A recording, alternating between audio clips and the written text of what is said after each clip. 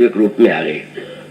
गोस्वामी जी जब कहते हैं कि कलयुग जो है वह कालनेमी भी है और हिरण्यकश्यपु भी है, तब कैसे व्यक्ति क्या करे? तो गोस्वामी जी यही बात कहते हैं कि आप राम नाम का, प्रभु के नाम का आश्रय ले लें, तो प्रभु के नाम का आश्रय लेने से आप और यही प्रार्थना करते रहें कि प्रभु हम सक्षम नहीं हैं, हम अपने में ही जो दम है, क्या दम दूसरों में होता है क्या हम में और आप में सब में दम नहीं है? क्या सबके जीवन में कपट नहीं है? हम सभी तो उस त्रुटि से कहीं न कहीं ग्रस्त है। तो मानो नाम का जब आश्रय लेकर के नाम भगवान से प्रार्थना करते हैं तो नाम भगवान के प्रसन्न होकर के चाहे वो नृसिंह बन जाते हैं और चाहे हनुमान बन जाते हैं और उसका विनाश हो जाता है। नृसिंह के रूप में, भगवान के रूप में, हनुमान जी के रूप में, भक्त के रूप में नाम के आश्रय के द्वारा उनकी रक्षा होती है। ये गोस्वामी जी ने संकेत किया। गोस्वामी जी ने कहा कि मेरा जन्म तो इस घोर कलयुग में हुआ और उस कलयुग का ही जो दर्शन है समाज में परिव्याप्त है, और जब समाज में वह दर्शन पर परिव्याप्त है तो मैं तो भगवान की शरण में जा ही न पाता। कैसे चले गए? बोले कलिकाल तुलसी से सठन, बहुत बड़े महत्व की बात है। वो ये नहीं कहते कि दूसरे दुष्ट हो गए, वो कहते मैं भी तो उसी में हूं। तो कलिकाल तुलसी से सठन, कलयुग में श्री भरत जी भगवान राम के सामने ले जाते हैं। अब आइए यहाँ पर बैठावे कि भरत के चरित्र में ऐसा क्या है कि जो गोस्वामी जी कहते हैं कि भरत जो है वो मुझे श्री राम के सन्मुख कलयुग में ले गए। और तब आप भरत चरित्र के अमूल तत्व पर विचार कीजिए। महारानी कैकेयी के द्वारा श्री राम को वन दे दिया गया, लक्ष्मण और सीता वनवासी हो गए, श्री भरत को राज्य देने की योजना बनी, और यह सब जो घटित हुआ यह कैकेयी क्या है? कैकेयी को लेकर के बड़ी विपरीत धारणाएं प्रचलित हैं। कई लोग कैकेयी की प्रशंसा कविता के रूप में भी बार बार अच्छी कविताएं की हैं लोगों ने, और कई जो सत्पुरुष हैं जिन्हें मैं अच्छा मानते हैं तो उन्होंने भी कैकेयी को बहुत श्रेष्ठ सिद्ध किया है। और ये सिद्ध किया कि कैकेयी तो बहुत ही उच्च कोटि की हैं, या उन्होंने जो कुछ किया वो लोक कल्याण के लिए किया। मैं विनम्रता पूर्वक यही कहता हूँ कि ठीक है, आपको अगर कैकेयी जी के विषय में यह धारणा है तो मुझे उसका खंडन नहीं करना है, पर कृपया रामायण का नाम मत लीजिए। तुलसीदास कैकेयी को अच्छा मानते हैं ये अगर आप कहते हैं तो आप बिल्कुल अन्याय करते हैं, अनर्थ करते हैं। गोस्वामी जी की दृष्टि में कैकेयी घोर निंदनीय है, और आप रामायण में ही नहीं, गोस्वामी जी तो उनका एक 12 ग्रंथों में एक ग्रंथ है रामाज्ञा। तो गीता प्रेस से जो पुस्तकें तुलसीदास जी की छपी हैं उसमें एक छोटी पुस्तिका रामाज्ञा प्रश्नावली के नाम से भी मिलती रही है। उसमें गोस्वामी जी ने शकुन विचार किया है और व्यक्ति के भविष्य के फल बताए, और उसमें अलग अलग लोगों का नाम लिया है। तो उन्होंने कौशल्या जी के रूप में जो वंदना किया, कौशल्या जी का जो फल लिखा, ये जो कौशल्या जी में है ये साक्षात श्री राम की नामा है, और ये कौशल्या जी जो है सकल सुमंगल भूल है। सुमित्रा जी के लिए कहा कि जो सुमित्रा जी का स्मरण करता है, सुमित्रा जी का स्मरण करने से उसको लक्ष्मण और शत्रु के समान पुत्र प्राप्त होते हैं, और पति के प्रति भी अनुरक्त होती है। अलग अलग विषयों में फल है। पर कैकेयी के विषय में तो इतना कठोर दोहा है। एक बड़े प्रसिद्ध धनिक थे, अब नहीं है, बड़े अच्छे स्वभाव के थे, बहुत ही सरल थे। उससे उन्होंने मुझसे आग्रह किया कि कैकेयी के पक्ष में आप एक बड़ा लेख लिख के दीजिए, मैं उसे प्रकाशित करूं। तो मैंने कहा कि विनम्रता पूर्वक का मेरे संभव नहीं, क्योंकि मैं तो तुलसीदास जी की रामायण का ही हमारा आधार है, और वहां जो मान्य नहीं है वो आपकी प्रसन्नता के लिए तो मैं नहीं लिख सकता। तो दुखी हुए। लेकिन गोस्वामी जी ने कैकेयी जी के लिए जो लिखा वो शब्द तो कठोर से कठोर है। वे कहते क्या? कलह रूप कल कैकेयी सुमिरत काज न साए। कैकेयी मूर्तिमती कैकेयी कलयुग है। ध्यान रखिए, गोस्वामी जी जब ये कहते हैं कि कलयुग में मैं और श्री राम के सन्मुख कौन जाता? तो ये कहते हैं कैकेयी क्या है? मूर्तिमती कलियुग है। जो कैकेयी के भक्त हो वो बुरा नहीं मान जाएंगे। ये दोहा मेरा बनाया हुआ भी नहीं है, ये गोस्वामी जी का दोहा है, और उसमें सूत्र अगर आप समझ लें तो आपको वैसा ही लगेगा। देखिए, अगर उस दृष्टि से विचार कीजिए तो कोई बुरा नहीं है रामायण का पात्र, लेकिन यूं कहिए कि जैसे नाटक का जब खेल होता है, नाटक के मंच पर जब अभिनेता पाठ करते हैं तो उस समय जो है मूलतः वो अभिनेता है, लेकिन मंच पर उन्हें जब दिखलाया जाता है एक पात्र को अच्छा, एक को बुरा, एक को श्रेष्ठ और दूसरे को निकृष्ट, तो उस समय दर्शक वही मान के चलेगा तो नाटक से सीखेगा, और वही मान के नहीं चलेगा तो बस नाटक में कुछ सीख ही नहीं सकता। अगर नाटक में ये दिखाया गया कि ये कार्य बुरे हैं, इस व्यक्ति ने ये बुरा कार्य किया, इसका परिणाम ये हुआ, और वहां बैठे बैठे आप कह रहे कुछ नहीं है, तो दिखावा हो रहा है, ये तो नाटक है, तो नाटक के उद्देश्य को आपने समाप्त कर दिया। और उस संदर्भ में कैकेयी जी क्यों? रावण भी बुरा नहीं, कुंभकर्ण मेघनाद भी बुरा नहीं, कोई बुरा नहीं। अगर रामायण एक बड़ा नाटक है तो उसमें सारे पात्र अपनी अपनी भूमिका कर रहे हैं, पर रामायण का उद्देश्य जो है वो तो विशेष है, और विशेष उद्देश्य यह है कि इन पात्रों के द्वारा क्या बताना चाहते हैं। तो जब कैकेयी को कलयुग के रूप में गोस्वामी जी कलयुग कहते हैं, और कहते हैं उनका स्मरण करने से ही सारे कार्य नष्ट हो जाते हैं, तो एक सज्जन कहने लगे कैकेयी महान, और उनके द्वारा जब मैंने सुना कि मंथरा सबसे महान, तब तो मैं चकित हो गया। मैंने कहा कि फिर आपके घर में पुत्री का जन्म हो तो मंथरा ही नाम रख दीजिएगा, मंथरा ही अगर महानतम है। उन्होंने कहा जो परम गुरु है, और वो परम गुरु तो है, रामायण में भी है गुरु, पर गोस्वामी जी कलयुग क्यों कह रहे हैं उनको? उसका अभिप्राय है कि कैकेयी का जो चरित्र है भ्रम उत्पन्न करने वाला है। कैकेयी जी के विषय में सारे अयोध्या में प्रसिद्ध था कि कैकेयी तो इतना प्रेम राम से करती हैं का जितना प्रेम वो अपने पुत्र भरत से भी नहीं करती। इतनी पतिव्रता है कि पति के साथ युद्ध क्षेत्र में भी वे रथ पर बैठ करके जाती है। इतना प्रसिद्ध ऐसा विग्रह, ऐसी उनकी मूर्ति थी। बहुत बढ़िया व्यंग्यात्मक प्रसंग आता है कि जब चित्रकूट में ये माताएं आई और उधर महाराज जनक के साथ सुनैना जी भी आई, तो सुनैना जी माताओं से मिलने गई, संवेदना प्रकट करने गई, क्योंकि महाराज दशरथ की मृत्यु हो चुकी थी। और उस समय जब सुमित्रा जिस समय वार्तालाप होने लगा, का उस समय उदास स्वर में सुनैना जी ने कहा, क्या बतावें, कैसी विडंबना है, ब्रह्मा क्या करता है जो सूर्य पालई हरे बहोरी बाल केली सम विधि मति भोरी। ब्रह्मा का कार्य तो बच्चों की तरह है, बच्चे बनाते हैं बढ़िया खिलौना, उसको वो खेलते हैं, तोड़ देते हैं, इसी तरह से वो कार्य करता है। सुमित्रा जी ने और कठोर शब्द कह दिया, और वो वाक्य जो था कैकेयी के प्रति ही था। उन्होंने कहा ठीक ही तो है, बच्चा तो बच्चा है, लेकिन किया क्या जाए। बोले सुनिए सुधा, देखिए गरल, और सब करतूत कराल। अमृत का तो नाम ही सुनने को मिलता है, जहर तो देखने को मिल जाता है। और जहां तक काक उलूक बक मानस सकृत मराल। हंस का नाम सुनते हैं, मिलते ही नहीं, कौवे बगुले सब जगह दिखाई देते। अमृत का नाम सुनते हैं, पर जहर मानो कैकेयी की ओर संकेत था। इतना नाम इनका, कितनी अमृतमयी, पर विषमयी निकली।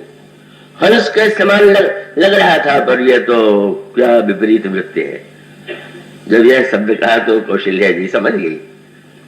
समझ जाने का अभिप्राय यह था कि कैकेयी का कार्य तो इतना निंदनीय था कि पूरी अयोध्या ने उनका बहिष्कार किया था। कोई उनसे मिलना और देखना भी नहीं चाहता था। पर कौशल्या जी का स्वभाव तो बड़ा उच्च कोटि का है। जब समझ गई कि सुमित्रा जी का यह व्यंग और आक्षेप कैकेयी की ओर है, तो उन्होंने यही कहा, कौशल्या कहा दोष न काहू कर्म विवश दुख सुख क्षति लाहू, क्यों किसी को दोष दिया जाए, कर्म के द्वारा ही सब कुछ हुआ करता है। एक सांत्वना देने की बात उन्होंने कही।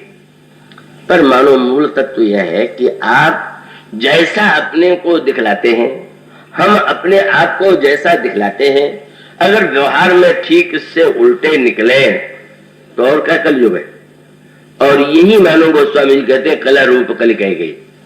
कलयुग का विशेष लक्षण क्या है? विरोध, ईर्षा, क्रोध, दूसरे को नीचा दिखाने की चेष्टा, ये मानो कलयुग के लोगों का विशेष लक्षण है। और कैकेयी जी की भूमिका वैसे ही तो निकली। महाराज दशरथ तो कैकेयी को इतना सम्मान देते हैं कि उन्होंने ये सोचकर कि कैकेयी से उदार तो कोई है ही नहीं, क्योंकि महाराज श्री दशरथ से महारानी कैकेयी ने ये कहा कि यद्यपि मेरे पिताजी ने आपसे यह वचन लिया था कि मेरे गर्भ से उत्पन्न होने वाले पुत्र को राज्य दिया जाए, पर मैं कहती हूं कि ना, राज्य तो राम को मिलना चाहिए। कोई इतनी उदारता की भाषा बोले तो उसके विषय में कितना ऊंचा सम्मान का भाव जगेगा। इसीलिए आप देखेंगे विवाह के वचन का कभी वाक्य कैकेयी जी ने नहीं महाराज दशरथ से कहा कि वे पिताजी ने वचन लिया। उस वचन को स्वयं छोड़ चुकी थी वो। और तब श्री गोस्वामी जी ने इसको काव्य में रूपक के द्वारा समझाने की चेष्टा किया। नदी में लोग नहाने जाते हैं और जब कोई पर्व होता है तो और भीड़ जाती है, और पर्व में दुर्घटना होने की संभावना भी रहती है। तो जहां पर पर्व में कहीं पर नदी में घाट बना हुआ हो, घाट नहीं है तो पता ही नहीं है कि नीचे कितना जल है, गया और इतना जल है कि डूब गया। तो जहां सीढ़ियां बनी हुई हैं का वहां उस सीढ़ियों के द्वारा व्यक्ति जानता है कि धीरे धीरे सीढ़ी से उतरेंगे और जहां तक सीढ़ी है वहां तक पहुंच के नहा लेंगे। गोस्वामी जी ने इसी कवि ये जो रूप है यही राम राज्य के संबंध में रामायण के प्रारंभ में लिखा। उन्होंने कहा अयोध्या में एक महापर्व आ गया। कौन सा? बोले राम राज हित मंगल साजा और परब जोग जनु जिरो समाजा। भीड़ हो गई, अयोध्या में आनंद की बात आ गई, लेकिन सीढ़ी सहायक भी और बहुत खतरनाक कब हो जाती है कि सीढ़ी के सहारे तो व्यक्ति निश्चिंत हुआ और ये भूल गया कि सीढ़ी में लगी है काई। अब वो निश्चिंत होके जो ही उतरेगा तो डूबने के पहले ही वो तो फिसलेगा और फिर जो गिरेगा तो हड्डी टूटेगी कि मरेगा, इसका कोई ठिकाना नहीं। वो स्वामी जी ने कहा दशरथ जी ने समझा कि कैकेयी सीढ़ी है। जब कैकेयी ही कहती है कि राम को राज्य मिले तो राम राज्य में तो कोई बाधा ही नहीं, निश्चिंत है। और वो निश्चिंत भाव से, इसीलिए जिस दिन राज्य देने की बात थी उसके एक दिन पहले सायंकाल के समय दशरथ जी बड़े प्रसन्न मन से कैकेयी के पास गए और सुन भी लिया कि वो कोप भवन में बैठी हुई है। तो भी जो है तो उनको लगा कि नहीं ऐसे कोई बात होगी, भीतर गए और जाते कैकेयी से कहा महारानी आपने सुना, आप जो मुझसे कहती रहती थी आज कल होने जा रहा, आप कैसे ऐसे बैठी? क्या बोले भामिनी भयऊ तोड़ मन भावा, घर घर उत्सव बाज बढ़ावा। सारे अयोध्या में बाजे बज रहे, उत्सव की तैयारी हो रही, तुम जो चाहती थी राम को राज्य मिले वो होने जा रहा। पर गोस्वामी जी ने कहा ये राजन कैकेयी के सीढ़ी से उतर रहे थे, लेकिन हुआ क्या, काई लगी हुई थी उस सीढ़ी में और उससे ऐसे फिसले हड्डी का प्राण ही चला गया। वो क्या है? बोले काई कुमति कैकेयी केरी। अब मैं तो क्या करूं, रामायण में तो ये लिखा हुआ कैकेयी की दुर्बुद्धि की जो काई है उस पर ध्यान नहीं गया। निश्चिंत होकर के यह विश्वास लेकर के कि कैकेयी तो राम राज्य में सहायक है वो जा रहे थे। पर गोस्वामी जी ने कहा इतनी बड़ी विपत्ति आ गई कि काई कुमति कैकेयी केरी परी जा सुफल विपत्ति घनेरी। इतनी बड़ी विपत्ति आ गई। महाराज श्री दशरथ की क्या दशा हो गई, मानो वह कलयुग का रूप जो दिखाई कुछ दे व्यवहार में कुछ हो, जहां पर हृदय में फिर एक वरदान नहीं 2 वरदान चाहिए। मेरे पुत्र को राज्य मिले, कौशल्या के पुत्र को वन में जाना पड़े, 14 बरस वन में बैठ गए। यही तो इस युग की प्रवृत्ति है। हम अपने लाभ से भी अधिक चिंतन करते हैं कि दूसरे को घाटा अवश्य होना चाहिए। हम अपनी उन्नति से भी चिंतित करते हैं कि दूसरे का पतन अवश्य होना चाहिए। यही कैकेयी के दो वरदानों में दिखाई देता है। और यह जो कलह रूप कैकेयी है, सुमिरत काज नसाय, और काज तो ऐसा नष्ट हुआ। क्यों? उन्होंने गुरु दीक्षा ले ली थी। वो जिन सज्जन ने कहा महानतम संत है मंथरा में, उनके लिए क्या कहूं। मंथरा को गोस्वामी जी ने लिखा, व्यंग भरे शब्दों में लिखा कि महाराज श्री दशरथ जब गए कैकेयी के पास और वो कैकेयी को मनाने लगे, कहा राम को राज्य मिलने वाला है, तुम कितनी सुंदर हो, तुम्हारे आंख नेत्र कितने सुंदर है, तुम्हारी वाणी कितनी सुंदर है, फिर बोल नहीं रहे। गोस्वामी जी से किसी ने पूछा कैकेयी बोली क्यों नहीं, अथवा वे अपनी बात जो बाद में कहती हैं वो पहले कह देती। तो गोस्वामी जी ने कहा कैकेयी मसान साधना कर रही थी। कई लोग मसान जगाते हैं, वो मसान जगा रही थी, और कैकेयी ने ऐसा मसान जगाया कि सारे अयोध्या को मसान बना दिया। घर मसान, जब भरत जी आए तो देखा घर मसान जन परिजन भूता, पत हित हेतु मनव जमदूता, बागन बिटप केली केली कुभेलाही, सरित सरोवर देखने जाही।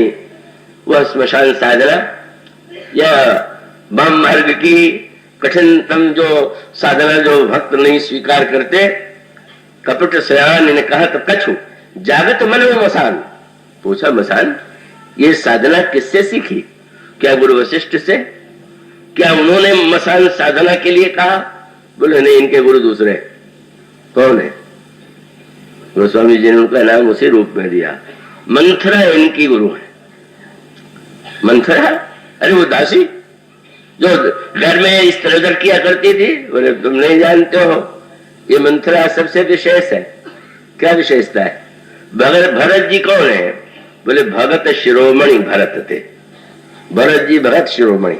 और ये मंथरा, गोस्वामी ने कहा कोटि कुटिल मणि गुरु पढ़ाई, करोड़ करोड़ कुटिलों में भी जो सबसे बड़ा कुटिल हो वो मंथरा। और उससे दीक्षा ले लिया, और नाम तो मंथरा था ही। नाम भी बड़े साहित्यिक अर्थों में रखे जाते थे। तुलसीदास जी के की तो मान्यता है, और उन्होंने कहा कि रकार और मकार में तो मधुरता ही मधुरता, आखर मधुर मनोहर दो।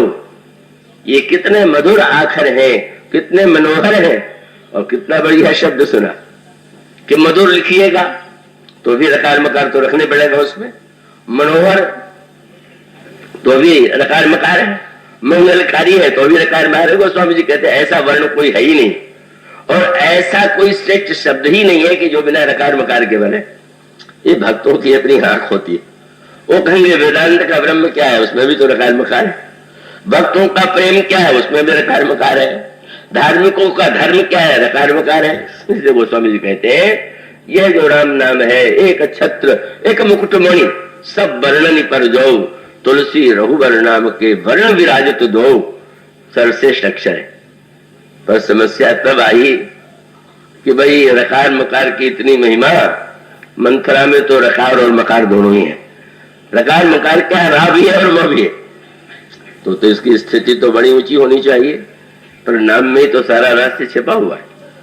क्या है कि एक तो रा और म को दूर कर दिया गया, बीच में एक ऐसा अक्षर जुड़ गया कि जो रा और म को दूर कर देता है, और दूसरा म को पहले कर देता है और रा को बाद में कर देता है। मंथरा की इससे बढ़िया कोई व्याख्या नहीं हो सकती। रा जो है मानो राम है, अरार्थो राम, और मकार मानो जीव है, वो श्री भारत। दोनों ब्रह्म और जीव निरंतर संग रहते हैं। इसी प्रकार से राम जो है शब्द जो है निरंतर संग ही संग्रह करके, वो स्वामी जी कहते हैं इनको राम लक्ष्मण कहिए, राम भरत कहिए, का वो दोनों न अलग होने वाले।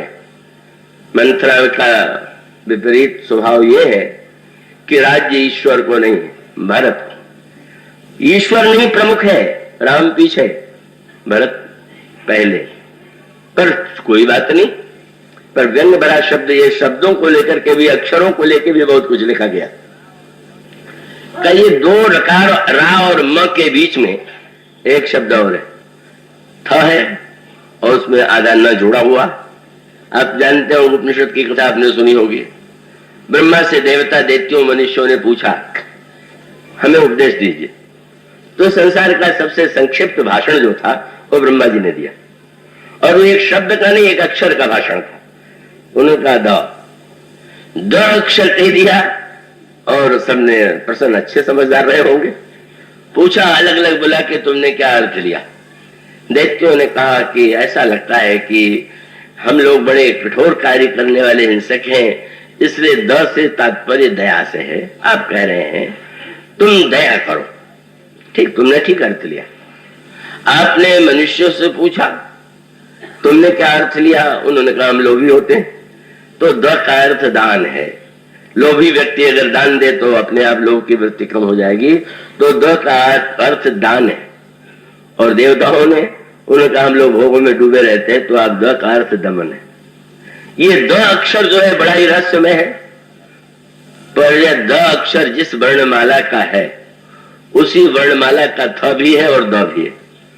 जब आप पढ़ेंगे लिखेंगे तो क्या हुआ, त थ द, मानो संकेत यह है कि आप द तो तब पहुंचेंगे जब थ को पार करें। और यह जो मंत्रा है जो ईश्वर जीव में दूरी उत्पन्न करती है, भेद बुद्धि उत्पन्न करती है, और द से पहले व्यंग भरा शब्द है थ और उसमें भी नकार जोड़ा हुआ। निषेध वो व्यंग श्लोक आपने सुना होगा। कोई काशी में नंदन साहू थे, किसी संस्कृत के कवि को लगा कि कोई कविता सुनाने तो कुछ न कुछ देंगे। जब गए तो सुन तो लिया, कहा महाराज फिर कभी अभी नहीं देंगे। जब लौटे तो किसी ने कहा कि नंदन साहू ने आपको क्या दिया। बोले क्या दिया, मेरी मूर्खता थी, मुझे जाने नहीं चाहिए था। क्या हुई मूर्खता? बोले मैंने नाम पर ध्यान दिया होता तो न जाता। क्या? बोले आदो नकार, नंदन के प्रारंभ में भी न, और परतो नकार अंत में भी न, बीच में दकार तो था पर उसमें भी न घुस गया। तो जहां पर तीन तीन न हो का दान शक्ति खल नंदन से, वो नंदन क्या दान देता, दो न और उसके बीच में द से दान बनता तो उसमें न ने आकर के उसको भी मार दिया। मानो मंत्रा माने महाराज दशरथ राज्य का दान देने के लिए प्रस्तुत है। दकार की वृत्ति को रोक करके वो नकार के द्वारा जो उसके विरुद्ध कार्य करती है। कई के मन में बात बैठा देती है, किस भ्रम में हो, मंत्र दे दिया और मंत्र बता दिया था बोलना मत, जैसे बता देते हैं मसान साधना में बहुत देर तक नहीं बोला जाता है। आवेंगे दशरथ, मना लेंगे, कुछ भी करें बिल्कुल मत बोलना। तब बोले, बोले भूपति राम शपथ जब करे तब मांगे बुझे वचन नटारे। कितना भी कहें कि जो कहोगी करेंगे, चुप। सत्य का नाम ले, चुप।